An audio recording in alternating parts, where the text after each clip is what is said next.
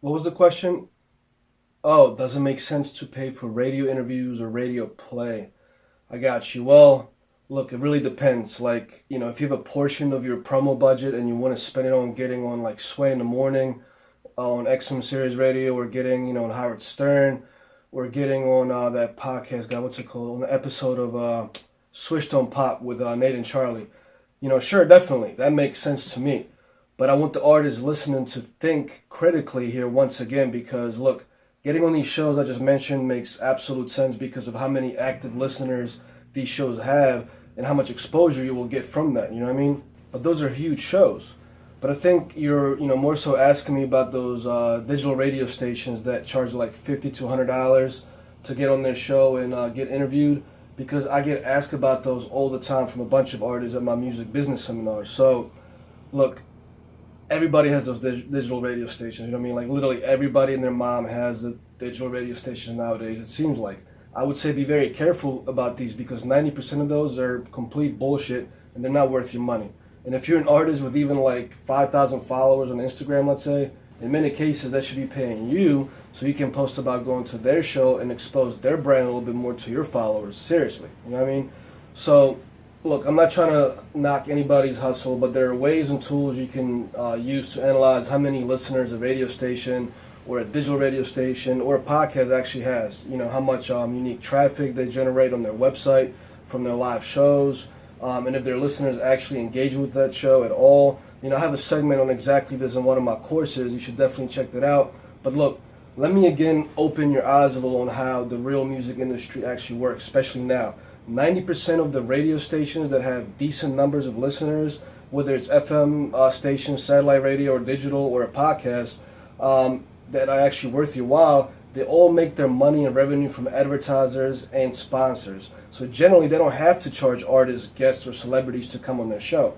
As long as they produce like entertaining content, bring people on that are worth interviewing, and keep expanding their listeners and their audience, these advertisers and sponsors will gladly keep their show alive and profitable.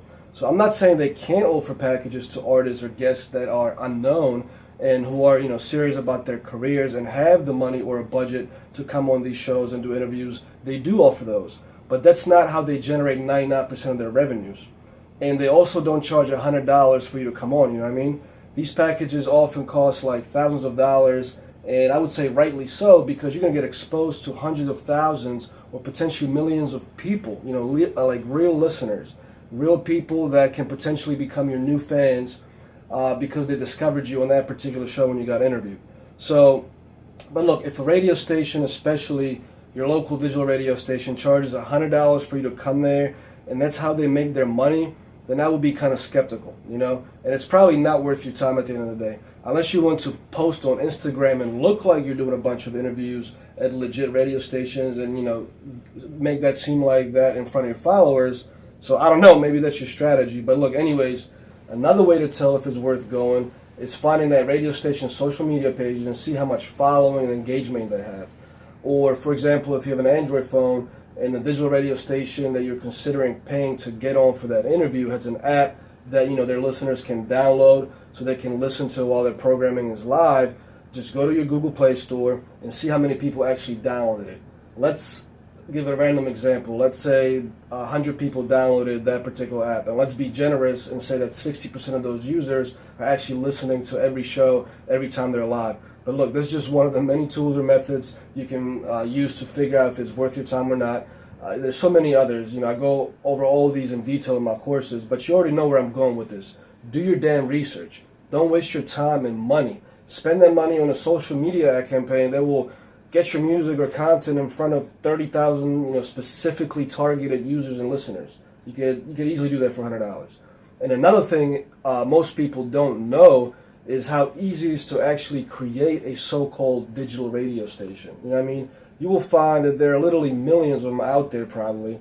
And look, all you need is a URL pretty much with a simple website, a monthly subscription to one of these broadcasting platforms that give your listeners an app to download so they can listen to your show. You need a mic and shit to talk about, and now you have a radio station, So, look, or even to have a podcast. All you need is like to go live on SoundCloud, which is free. And look, I'm not in any way or shape or form trashing that strategy at all, because there are huge podcasts that are broadcasting live on SoundCloud that are free and have massive audiences. But for every one of those, there's probably 1,000 others that have less than 100 people listening each time they're live.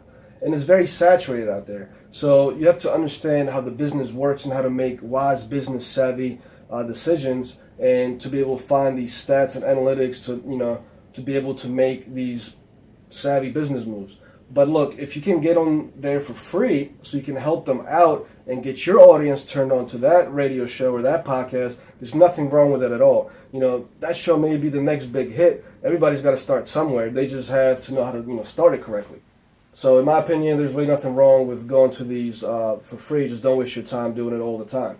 And lastly, as far as FM radio goes, unless you're getting played on the local artist spotlight segment or show on the Wednesday night in your area or the Sunday night show, or whatever, when like the FM station DJs or radio show hosts give a little acknowledgement to the dope local artists. Other than that exposure, it's going to be nearly impossible or very expensive to get your songs into consistent primetime rotation on these radio stations, especially for independent artists. You have to understand that 99.5% of what FM radio plays is directly streamed from the label record pools. And on top of that, FM radio station is always the last to jump on all these new trends and how music anyways. They have a ton of advertising sponsors, like I said before. That's how they make their money. So they're very careful about what is broadcasted on their airways. So generally the content already has to be popular, or it's got to be in demand, or publicly validated, or have social proof before they actually play it. So unless you're a B-list or A-list artist, don't worry so much about getting on FM radio stations for now. Let them jump on your train once you have built your audience and created demand for your music.